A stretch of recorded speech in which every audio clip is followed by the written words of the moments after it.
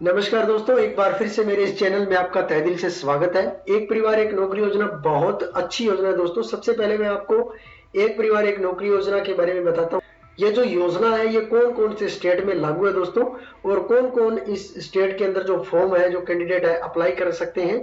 और साथ ही साथ मैं आपको ये भी बताऊंगा कि कब तक इस जो फॉर्म है वो अप्लाई कर सकते हैं और कौन सी उम्र का कर सकता है, क्या इसका एलिजिबिलिटी क्राइटेरिया रहेगा और कहां पर जो इस फॉर्म को अप्लाई किया जाएगा। काफी सारे आपके जो सवाल हैं कि कब तक ऑनलाइन करेंगे या फिर कब ऑनलाइन कर सकते हैं और कैसे ऑनलाइन किया जाएगा, क्या इस फॉर्म को ऑफलाइन या ऑनलाइन किया जाएगा, या कोई ऐसी योजना है जिसके चलते हमें जो इस फॉर्म को है ऑनलाइन करना पड़ेगा।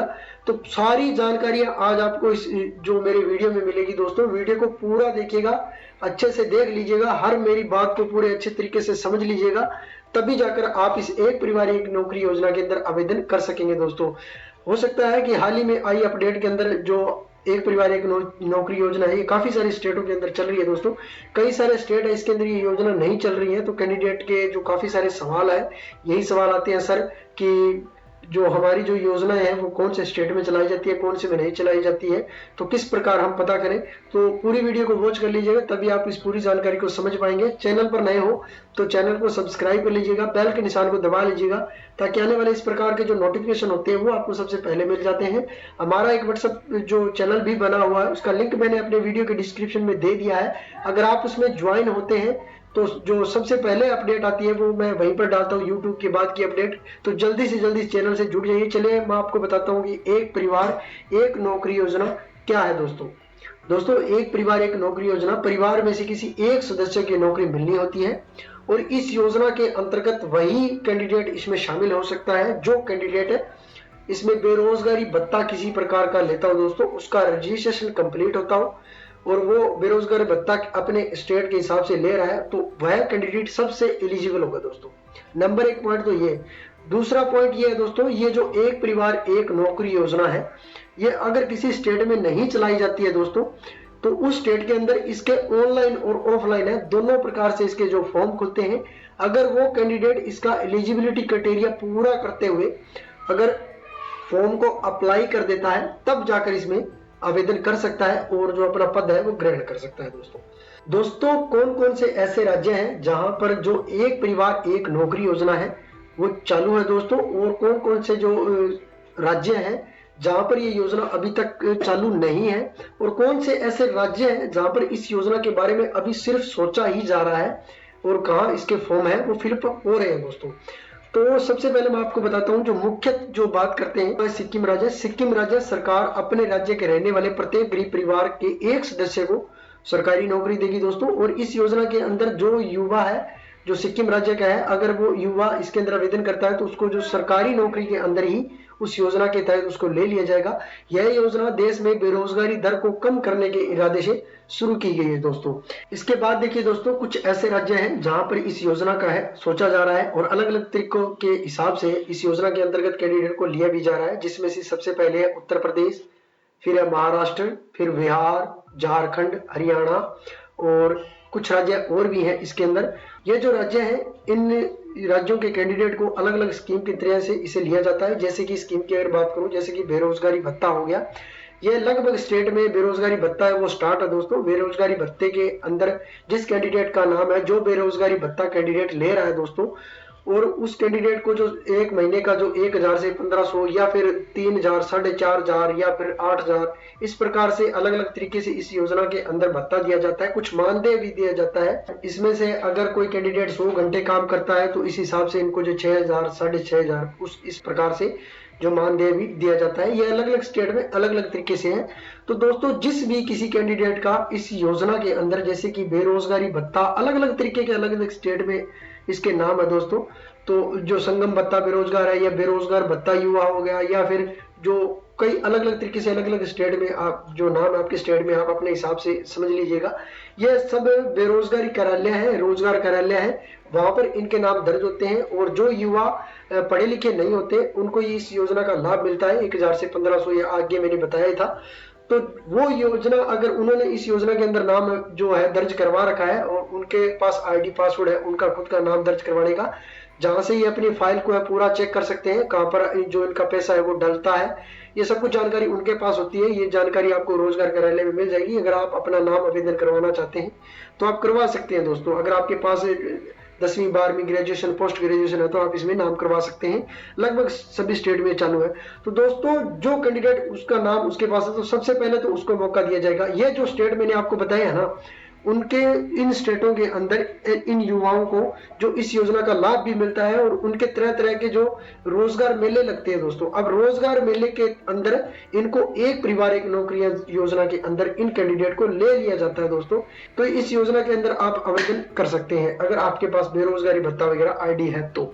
और दोस्तों एक बात और बता दूं, ये इस योजना के अंदर कभी कभी फॉर्म खुलती है, ऐसा नहीं है कि भी आपके ये फॉर्म है खुले रहते हैं। हाँ, अगर सिक्किम राज्य की अगर बात करें तो वहां पर ये फॉर्म है, ये चलते ही रहते हैं, कभी चलते रहते हैं, काफी समय तक बंद नहीं रहते।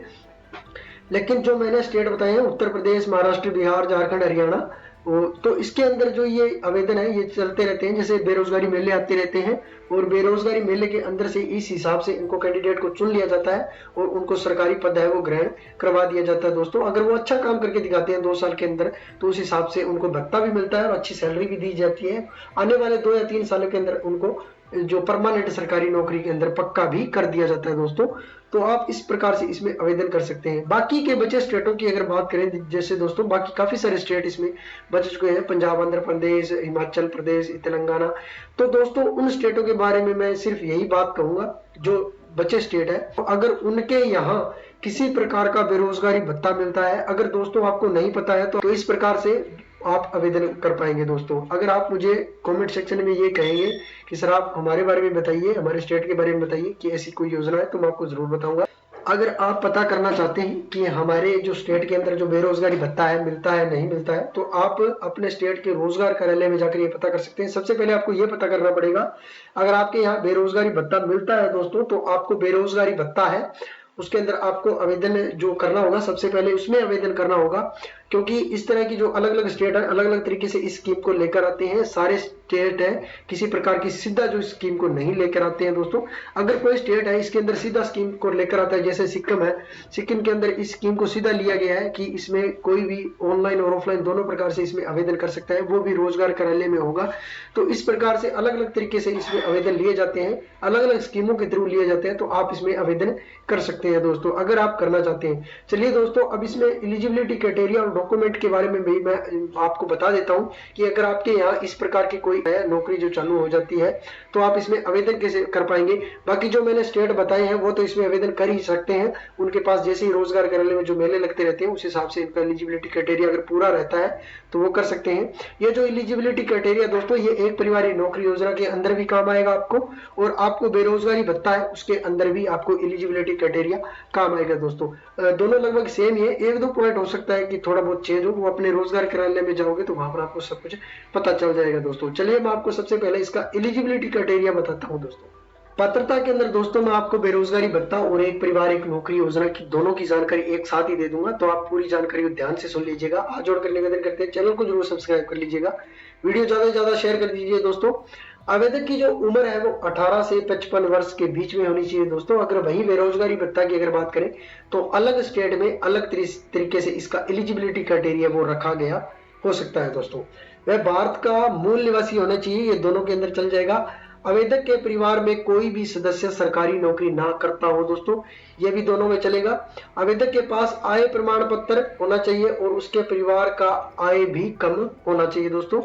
आवेदक के पास इतनी संपत्ति नहीं होनी चाहिए कि वह अपना बेरोजगारी भत्ता में नाम दर्ज ना करवा सके दोस्तों। एक परिवार का सिर्फ एक ही व्यक्ति आवेदन कर सकता है दोस्तों। अब ये पॉइंट समझने वाला है दोस्तों, अगर किसी कैंडिडेट ने बेरोजगारी भत्ते के अंदर आवेदन करना है, उसके परिवार में 3 कैंडिडेट है भाई बहन, तो तीनों ही बेरोजगारी भत्ता के अंदर आवेदन कर सकते हैं। लेकिन जैसे ही अगर बेरोजगारी मेला लगता है उसके अंदर भी आप आवेदन कर सकते हैं। लेकिन अगर एक परिवार एक नौकरी योजना का जो मेला लगता है उसके अंदर अगर आप आवेदन करेंगे, अप्लाई करेंगे इस फॉर्म को, तो सिर्फ एक ही कैंडिडेट को उस परिवार में से लिया जाएगा दोस्तों। अब कई स्टेट ऐसे हैं जैसे बेरोजगार युवा भी अप्लाई करेंगे तो आपके परिवार में से सिर्फ एक ही कैंडिडेट को लिया जाएगा। अब जो शिक्षित युवा है जो रोजगार देना है इस योजना का मेन मकसद है दोस्तों। मेन मकसद बेरोजगारी भत्ता आपको इसलिए ही ऑनलाइन करवाया जाता है ताकि आपको जो आगे आने वाले बेरोजगारी मेले लगते हैं उसमें किसी स्कीम के थ्रू आपको इसमें रोजगार दिया जाए दोस्तों। अब इसके मैं डॉक्यूमेंट की बात करता हूं दोस्तों। डॉक्यूमेंट के अंदर मैं आपको जो मेन डॉक्यूमेंट है दोनों के अंदर चलेंगे दोस्तों। दोनों डॉक्यूमेंट मेन ज्यादा जो बराबर ही है, हर स्टेट के अंदर यही है। जरूरी दस्तावेज तो आवेदक का जो आईडी कार्ड, आधार कार्ड, वोटर आईडी कार्ड या पहचान पत्र और पैन कार्ड दोस्तों, ये तीन तो ये आईडी होगी। इसके बाद आता है आय प्रमाण पत्र, जाति प्रमाण पत्र और निवास प्रमाण पत्र दोस्तों। तीन आईडी ये होगी दोस्तों। मोबाइल नंबर आपके पास होना चाहिए, ईमेल आईडी आपके पास होना चाहिए, आपकी पासपोर्ट साइज फोटो होनी चाहिए, ठीक है दोस्तों, और शैक्षणिक योग्यता होनी चाहिए दोस्तों। अगर आप किसी प्रकार से जो विकलांग है या आप बौने हो या फिर आपके परिवार में कुछ ऐसी कंडीशन है तो वो उसका सर्टिफिकेट आपके पास होना चाहिए दोस्तों। सबसे पहले उनको मान्यता दी जाएगी। बेरोजगारी भत्ते में इस इतने ही डॉक्यूमेंट लगेंगे। आपके पास जितनी भी क्वालिफिकेशन है 10वीं से लेकर जो पोस्ट ग्रेजुएशन तक, तो आप इसमें अप्लाई कर सकते हैं दोस्तों। तो ये था एक परिवार एक नौकरी योजना, और साथ के साथ मैंने बेरोजगारी भत्ता के बारे में भी आपको बताया। तो ये सारे दोनों की दोनों जानकारी आपको रोजगार कार्यालय में मिलेगी, आप वहां पर अप्लाई कर सकते हैं। जिस जिस स्टेट में ये आवेदन हो रहे हैं वहां पर जाकर आप आवेदन कर सकते हैं। अगर आवेदन नहीं भी हो रहा है तो आप इससे निराश मत होइए, क्योंकि ये जो जानकारी आपके पास अगर है तो आप इसमें आवेदन कर सकते हैं। रोजगारी मेले के थ्रू आपके जो रोजगार है वो लग सकते हैं दोस्तों। आप बेरोजगारी भत्ते में नाम दर्ज करवाने के बाद आप इसमें अप्लाई कर सकते हैं दोस्तों। जानकारी अच्छी लगती है तो वीडियो को लाइक कर दीजिए, दोस्तों के साथ इस जानकारी को जरूर शेयर कीजिए, और अधिक जानकारी के लिए चैनल को जरूर सब्सक्राइब करें। पूरा वीडियो वॉच करने के लिए थैंक यू दोस्तों।